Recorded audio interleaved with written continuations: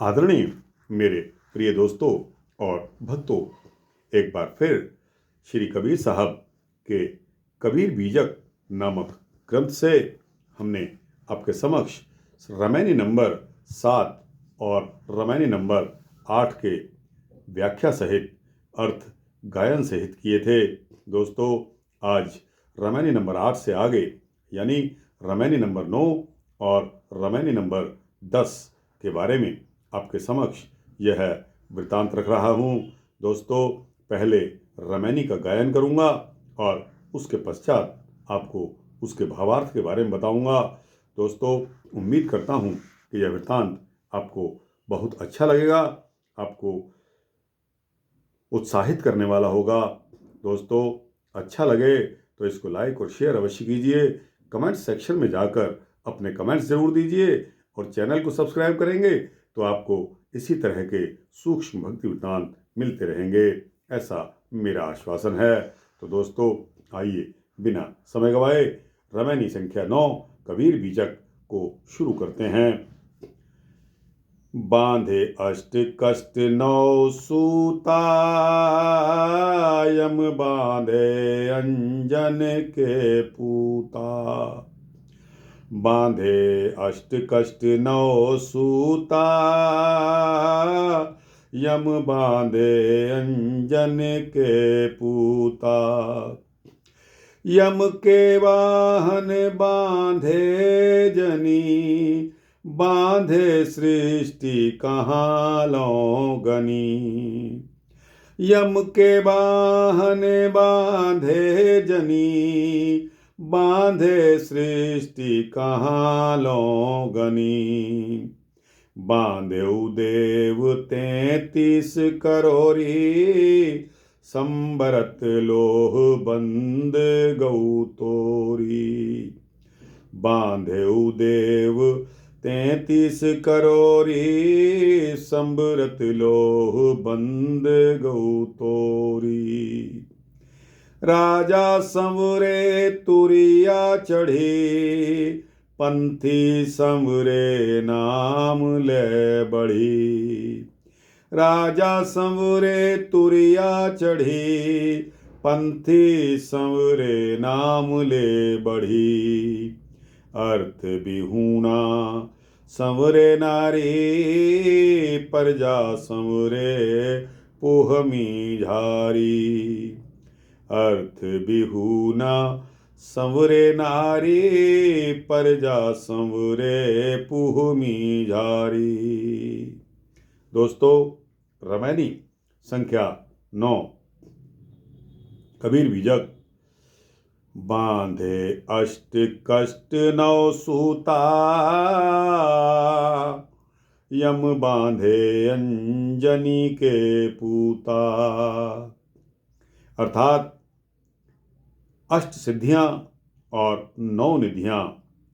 दोस्तों, सिद्धियां 8 कही गई हैं और निधियां 9 बताई गई हैं। 8 सिद्धियां और 9 निधियों को जिन भक्तों ने प्राप्त कर लिया है वे भी भवबंधन में बंधे हुए हैं। अंजनी पुत्र श्री हनुमान जी सगुण उपासक राम भक्त होकर भी आवागमन में ही हैं। दोस्तों, कितनी बड़ी बात इस एक लाइन में बताई गई है कि 8 सिद्धियां और 9 की 9 निधियां जिन भक्तों ने प्राप्त कर ली हैं वे भी भवबंधन में बंधे हुए हैं। यहाँ श्री हनुमान जी अंजनी पुत्र का उदाहरण देकर जो कि सगुण उपासक श्री राम जी के हुए हैं उनको भी वो भी आवागमन में ही हैं। यम के वाहन बांधे जनी, बांधे सृष्टि कहाँ लौगनी। यम के वाहन बांधे जनी, बांधे सृष्टि कहाँ लौगनी।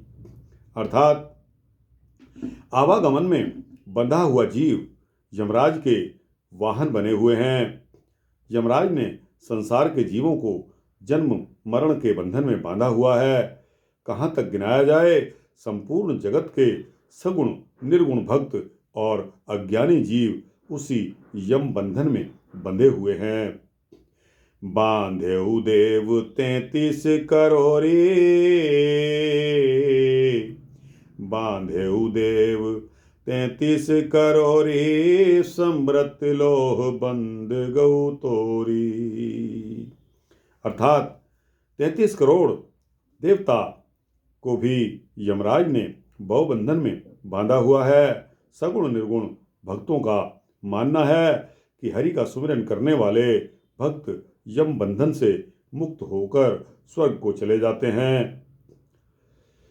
राजा संवरे तुरिया चढ़ी, पंथी संवरे नाम ले बढ़ी। जो राजा होता है और ब्रह्मज्ञानी, श्रेष्ठ राजा और ब्रह्मज्ञानी तुरिया ज्ञानावस्था में दिन रात अहम ब्रह्मासि, अहम ब्रह्मास्मि, अहम ब्रह्मास्मि का सुमिरन जाप करते हैं। दोस्तों, श्रेष्ठ राजा हो चाहे वो ब्रह्मज्ञानी हो, अहम ब्रह्मास्मि का सुमिरन जाप करते हैं। सगुण भक्त ओम नाम का सुमिरन जाप करते हुए आगे बढ़ते हैं। अर्थ बिहूना संवरे नारी, परजा संवरे पुहमी झारी। अर्थ बिहूना संवरे नारी, परजा संवरे पुहमी झारी। अर्थात नारी भाव से भक्ति करने वाले कृष्ण भक्त भगवान का नाम और सुमिरन करने में लीन रहते हैं तथा भगवान को पाने के लिए उनकी उपासना करते हैं। इस प्रकार जगत के चेतन मानव किसी न किसी देवी देवता की पूजा उपासना में लगे रहते हैं। दोस्तों, इसके पश्चात साखी आती है। बंदी मनावै सो फल पावै, बंदी दिया सो दे। बंदी मनावै सो फल पावै, बंदी दिया सो देव। कहें कबीर सो उबरे, निशिवासर नाम ही ले। कहें कबीर सो उबरे, जो निशिवासर नाम ही ले। अर्थात जो देव स्वयं भवबंधन में हैं, उनको उपासना करने वाले भक्त भी बंधन में ही जाएंगे। जो स्वयं बंदी हैं, अर्थात बंदी का मतलब जेल खाने में है, जो स्वयं बंदी हैं वह दूसरे को बंधन मुक्त कैसे कर सकता है। सदगुरु कबीर साहब जी कहते हैं कि भक्त उपासक मानते हैं कि नाम भजन से उद्धार हो जाएगा। दोस्तों, आपको बता दूं कि सबसे पहले लाइन में रामायणी नंबर संख्या 9 में बांधे अष्ट कष्ट 9 सूता, यम बांधे अंजनी के पूता। इसमें मैंने आपको बताया था कि 8 सिद्धियां और 9 निधियां होती हैं। दोस्तों, उनको भी बता दिया जाए। 8 सिद्धियां जो होती हैं उनके नाम हैं अणिमा, महिमा, लघिमा, प्राप्ति, प्राकाम्य, ईशत्व, वशित्व, सर्वकाम और वशायिता। दोस्तों, इसी प्रकार 9 निधियां बताई गई हैं जो कुबेर के 9 रत्न कहे जाते हैं। उनमें आता है पद्म, महापद्म, शंख, मकर, कच्छप, मुकुंद, कंद, नील और खर्व। दोस्तों, इसी प्रकार पंच अग्नि तप यानी के अग्निझप, जलझप, थरेश्वरी, ऊर्ध्वमुखी और कांटा पर झूलना, यह पंचअग्नि तप बताए गए हैं। दोस्तों, अब आते हैं हम रामायणी संख्या 10 पर। दोस्तों, पहले रामायणी संख्या 10 का आपके समक्ष गायन करूंगा और उसके पश्चात इसके अर्थ करेंगे। तो दोस्तों, आइए रामायणी नंबर 10 कबीर बीचक को शुरू करते हैं। राही ले पिपराही वही, करगी आवत काहू न कही। राही ले पिपराही वही, करगी आवत काहू न कही। आई करगी भऊ अजगूता, जन्म जन्म यम रहिए, जन्म जन्म यम पहिरे बूता। आई करगी भव अजगूता, जन्म जन्म यम पहिरे बूता। बूता पहिर यम कीन्ह समाना, तीन लोक में कीन्ह पयाना। बूता पहरि यम कीन्ह समाना, तीन लोक में कीन्ह पयाना। बांधे ब्रह्मा विष्णु महेशु, सुर नर मुनि औ बांधु गणेशु। बांधे ब्रह्मा विष्णु महेशु, सुर नर मुनि औ बांधु गणेशु। बांधे पवन पावक औ नीरू, चांद सूर्य बांधे दो बीरू। बांधे पवन पावक औ नीरू, बांधे पवन पावक औ नीरू। चांद सूर्य बांधे दो बीरू। साच मंत्र बांधे सब झारी, अमृत वस्तु न जाने नारी। साच मंत्र बांधे सब झारी, अमृत वस्तु न जाने नारी। दोस्तों, रमैनी संख्या 10 पहली लाइन कहती है, राही ले पिपराही वही, करगी आवत काहू ना कही। राही जीव जो है वो राहगीर कहलाता है। 84 लाख योनियों की देह जो है वह उसकी राह मानी जाती है, उसका रास्ता माना जाता है। उन्हीं रास्तों पर चलता हुआ जीव मानव तन पाकर सुख पाता है। यह मानव तन जीवों के लिए सुखप्रद पीपल वन के समान है। यह वन भी काल के प्रवाह में टिक नहीं पाता। इतना सुखप्रद पीपल का वन भी काल के प्रवाह में टिक नहीं पाता।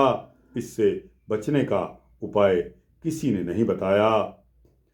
आई करगी भव अजगूता, जन्म जन्म यम पहिरे बूता। अर्थात यमराज की ताकतवर बाढ़ आती है। शक्तिशाली बाढ़ से सुखद मानव तन नष्ट हो जाता है। आश्चर्य की बात तो यह है कि यमराज सब जीवों को हर जन्म में अपनी शक्ति से विनाश करता आया है, फिर भी जीव उसी की भक्ति करके भवसागर में गोता लगाता रहता है। बूता पहरी यम कीन्ह समाना, तीन लोक में कीन्ह पयाना। अर्थात यमराज की शक्ति असीमित है। यमराज अति बलवान है। उसका प्रवेश सभी प्राणियों में है। वह तीनों लोकों में आता जाता है। वह एक न एक दिन सब जीवों का क्रमशः विनाश किया कर देता है। बांधे ब्रह्मा विष्णु महेशु,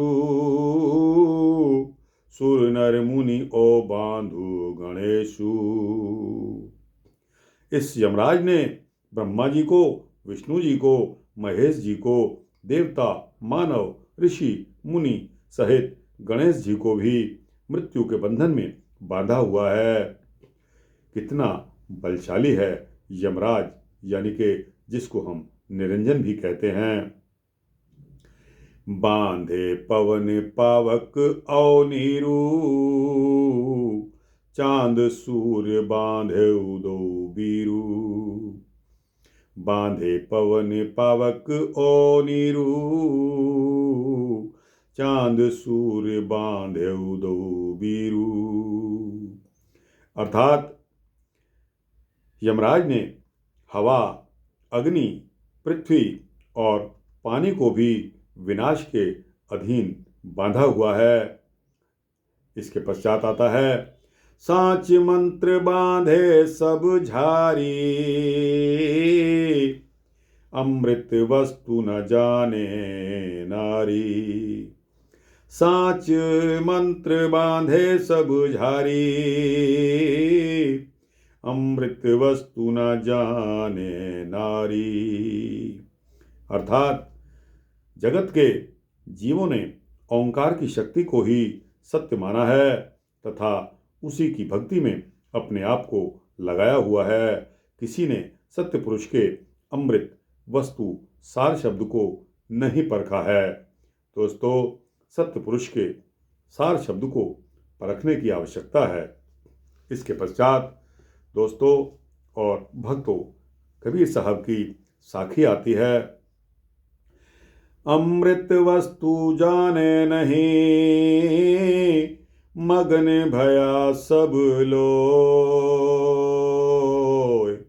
कहीं कबीर कामो नहीं, जीवहि मरण न हो। अमृत वस्तु जाने नहीं, मगन भया सब लोए। कहे कबीर कामो नहीं, जीवहि मरण न हो। कबीर साहब जी कहते हैं कि इस संसार के लोग अमृत, सरिस, सार शब्द को नहीं परख सके हैं। वे माया जनित सांसारिक सुख भोग के में मगन रहते हैं। सदगुरु कबीर साहब जी कहते हैं कि ओंकार की भक्ति मुक्तिदायी नहीं है। हमारा सार शब्द अमृत वस्तु है। इसके ग्रहण करने से भवबंधन छूट सकता है। दोस्तों, इसको फिर एक बार इसकी पुनरावृत्ति करता हूँ कि जगत के लोग अमृत रस सार शब्द को नहीं परख सके हैं। वे माया जनित सांसारिक सुखों में मग्न हैं।